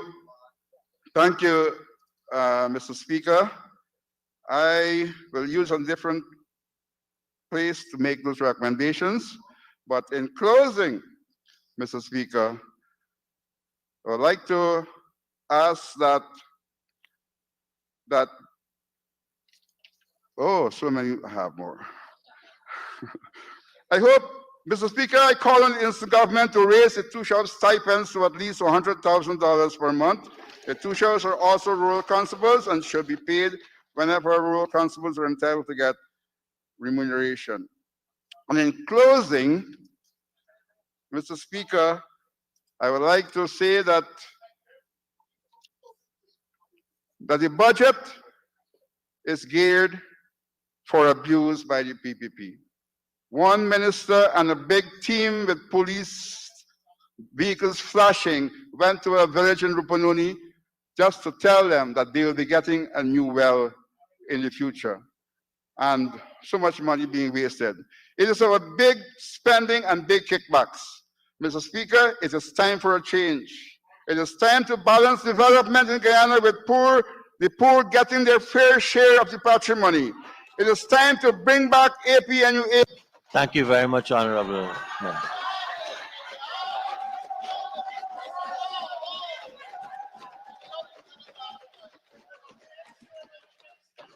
And to be fair to the Honorable Member, he actually got 8 minutes in the conclusion. Thank you. Honorable Members, this is a good time for us to thank the suspension.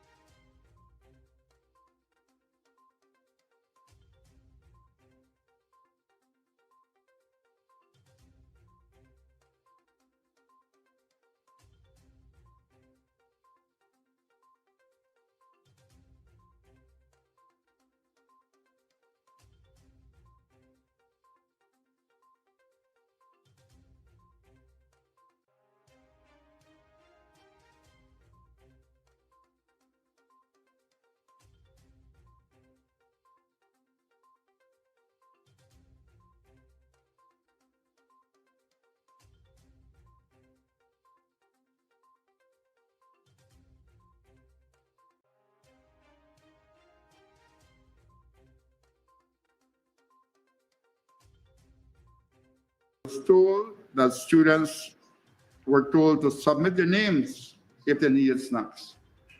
Clearly, the relevant authority do not understand human psychology. How would you ask adolescent children, youths, to submit names that they are hungry or they are suffering? It doesn't happen that way. No, it can't happen. Yeah, that way. they will not. So, and then please note that many factors now culminate to hinder students in their quest for education.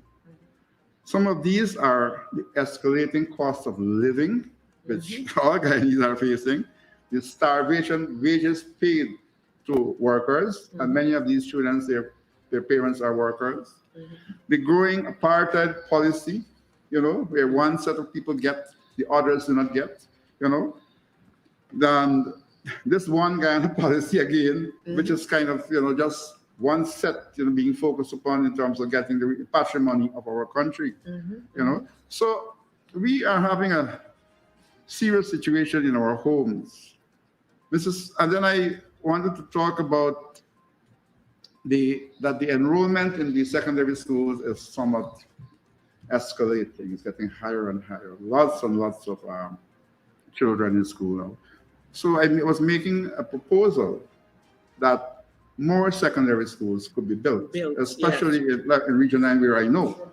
For example, in the south, I said Marunau could be, we could get one there. And they will take out a whole set of children to attend there who would have had to travel from there to go far distances to get education. I was going to ask for one for Karasabai, also a very big area with 7 communities around it, and they too, could get that sort of facility. And one in Napi. Napi has a lot of villages around it, and they can all come to it.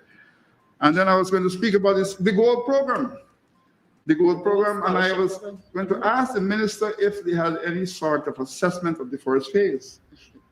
I'm not sure because I haven't seen anything. But what I do know on the ground is that it was a total failure.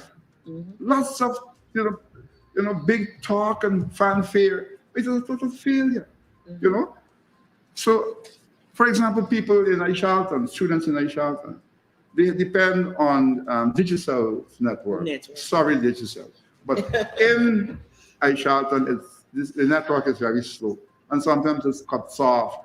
A few days ago, we were depending on the network for some information. It was down.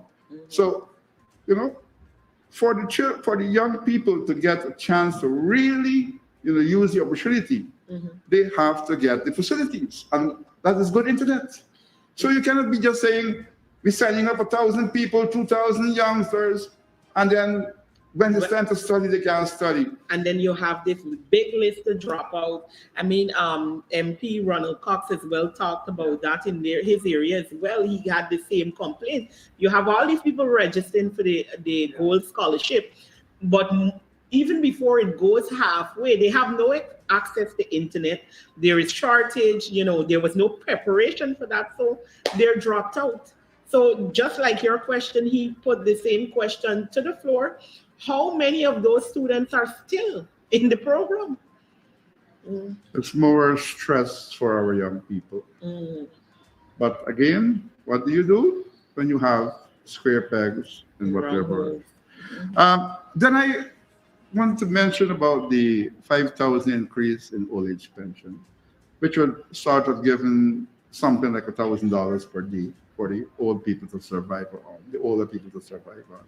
I was asking the question if there's any minister on the PPP side who can live on $1,000 Guyana a day, any one of them. The answer would definitely be no. But they do not think, on behalf of the people, they think on behalf of themselves. So they fatten themselves, and the people all suffer. And then I was going to talk about the workers in Guyana who got, during the APNU AFC's term of office, which wasn't even 5 years, was raised by 77%. 77%. And this government, thinking it very hard to even give you a 10%. They should, in this budget, at least they should have given the people a 10%, the workers a 10%, at least. Yeah. It should be more, but at least. But they look after themselves. And then we have at Bean Hill Institute a building, a real good building that was built by APNU AFC. It was a green center. And the idea was it to become the first hinterland technical training institute, and eventually an annex to the University of Guyana. When the PPP came into government, they kind of, like it did with anything else, they threw it one side. Wow. It is good. It would be good for them to pick up where it was left off and to utilize that institute and to make it become something that be of service for the hinterland people. And it's a hinterland initiative. It was the hinterland people who asked for it. But again, this government doesn't see it that way. Now, I would have spoken about a situation in Region 9 where there is right now a severe cassava shortage. And the reason why there is a severe cassava shortage is because of climate change. Cassava thrives on long dry season, long wet season. But what is happening now is that you get a big rain, heavy sun, big rain and heavy sun, and the cassava burns out. It starts to get rotten. And so right now, there's a severe shortage. But you're not hearing anything from the RDC or the government, who's supposed to be representing the people. So I wanted to make a proposal that at least what they could do is do a research quickly to get the stem, the cassava stem, that can be able to survive in these conditions. And I'm sure that it is there, and to supply it to the farmers. Because this problem is really hitting us right down to our basic survival. Basic survival. So, but then I don't know where they live. You see them in their fancy government cars driving all over the place, and the people suffer. Then I was going to say that whatever I think is biblical, whatever you do unto others will one day be done back to you. And there's this problem with Chinese land in indigenous community that is facing an invasion by minors. And I was going to quote it.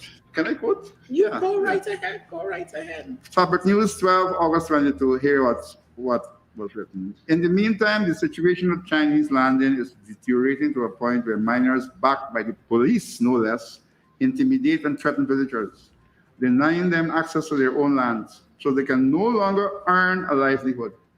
In addition, the environmental and ecological consequences are a disaster, with mercury in the river and system making the usual source of water for the inhabitants dangerous to use, and the poisoning the fish. Anyone who thought, the quote continues, Minister of Armed Affairs, Pauline Sukai, they call her name, could it be depended upon to work in the interest of an indigenous community blighted by the presence of illegal miners should think again. There is nothing more that we can do at this point, she told this newspaper.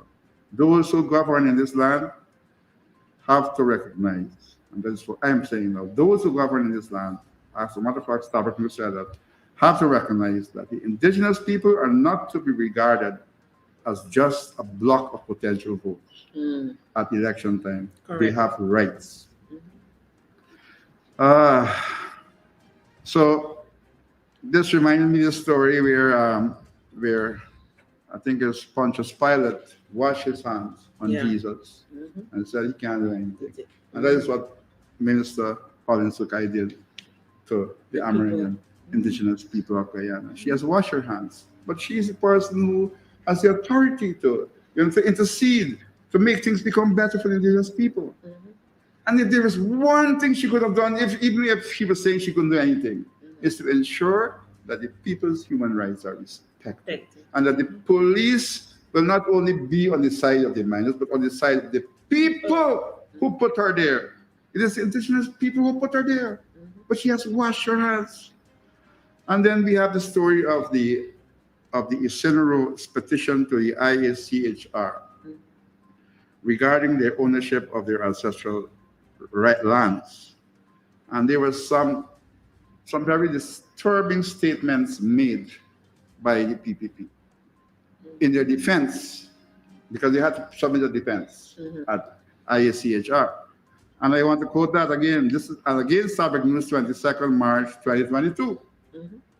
The state held that the Senora villagers have abandoned their traditional ways and customs by engaging in a cash economy as opposed to subsistence, while denying that mining threatens the livelihood of the community.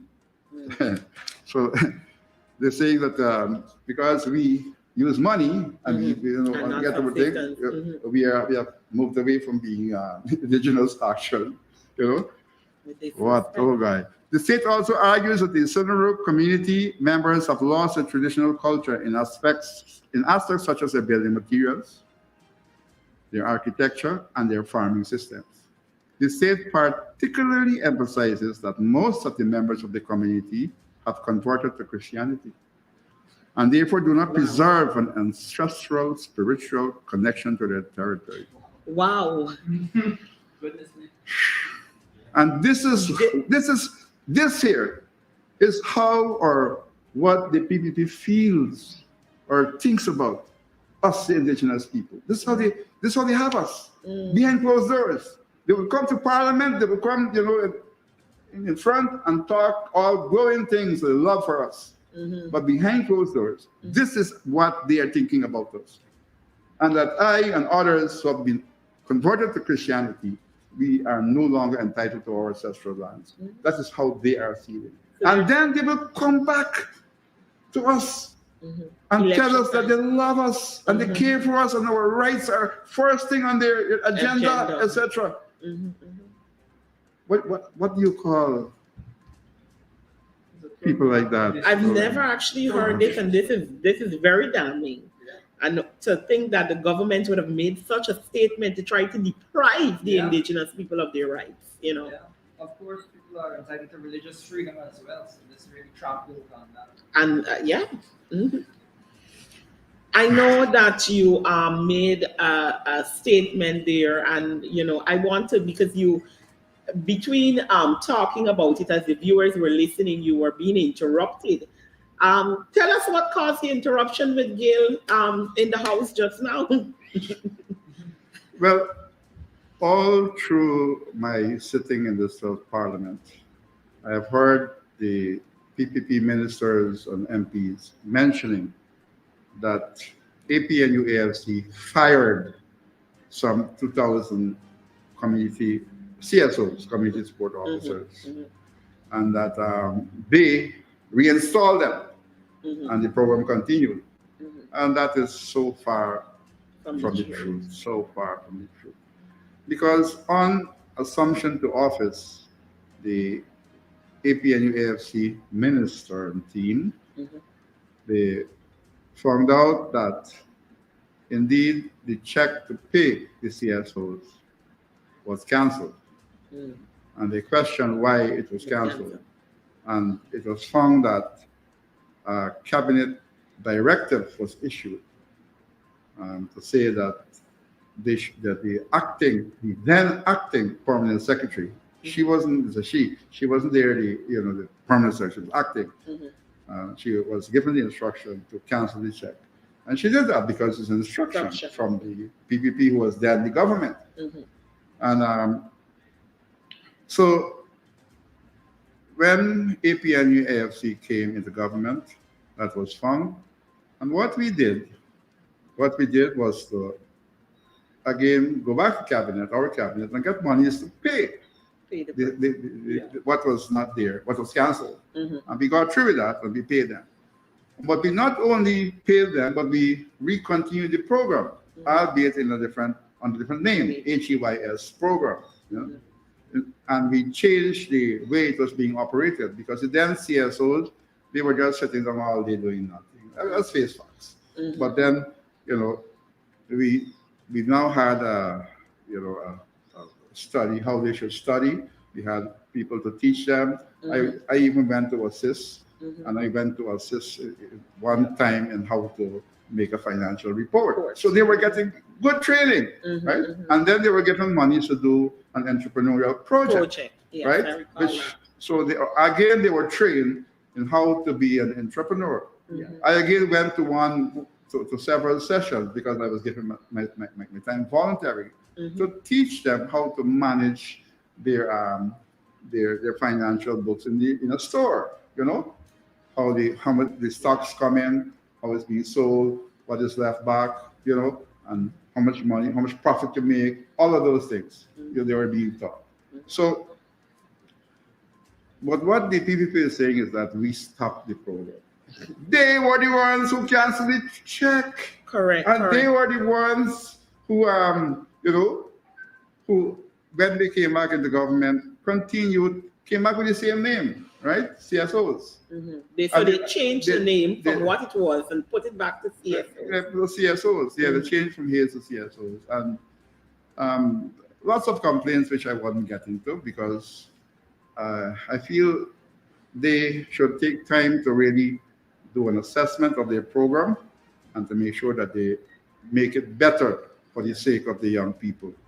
And young people will make mistakes. They will make mistakes, I do that. But try and make it become better, like what we were doing. So to hear them almost every parliamentary sitting mentioning how we fired this year, so it's a total untruth. Like, can I say lie, because you're not in parliament, you can use your words here. Total lie. Yeah. Disgraceful lie. So, and that is, like I mentioned in Parliament just now, that's the DNA of the PPP. That's how they are. Throughout this budget debate, what you're saying here is what we've been hearing. We've been hearing from every MP sitting here. Every program, there is no plan. There is no real procedure to how anything is being done, like you explained for the gold scholarship and continuation of programs like the annex that we were talking about for the university, and the type of help that is necessary. So I think what you're saying there, and we have literally been sitting, and every MP as well has said it, we're sitting and hearing all these lies every time they stand up and they come. I rather suspect the next speaker will try to rebut this issue that you would have raised, because we knew it really struck a chord in them when you were making that presentation. So we'll be listening to hear what is going on there. The assembly is currently on lunch. We want to thank you for coming and sharing your parts of your presentations and the other things that you didn't get to mention with us. And again, I want to commend you for your presentation today in the Parliament in representation for our people. Thank you very much. So much. Thank you. All right, viewers, we'll be back once the budget debates begin again. We'll be right back here, but for now, they're on lunch and we'll take a break too.